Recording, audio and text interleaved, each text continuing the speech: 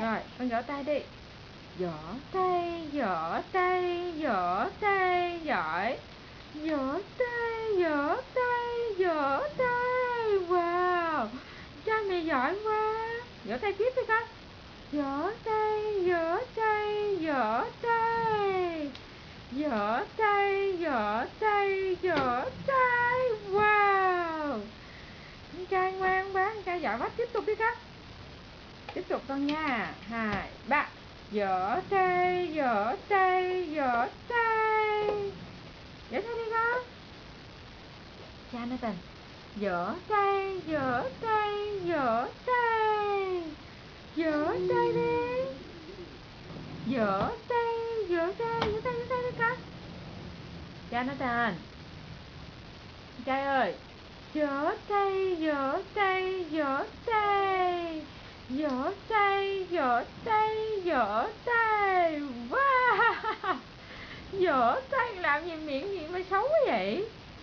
Vỗ tay, vỗ tay, vỗ tay.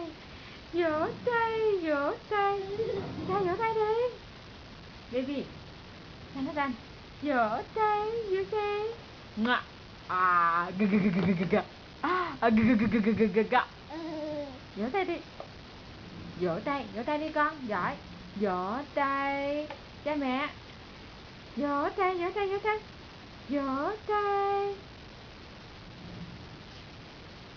Con ơi, vỗ tay đi. Nè nè, nè nè. Đi đi. Vỗ tay. Vỗ tay, vỗ tay, vỗ tay. Vỗ tay đi. Vỗ tay, vỗ tay, vỗ tay. Chán rồi hả? Không vỗ tay nữa hả? Nè, con vỗ tay đi. No.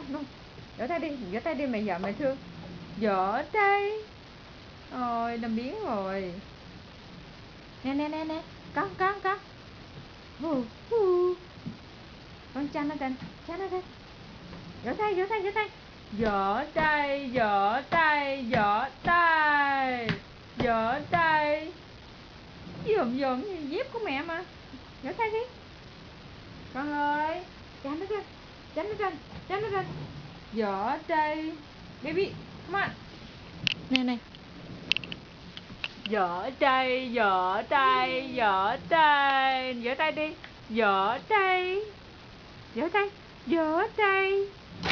Nè. Vỗ tay. À. Vỗ tay đi.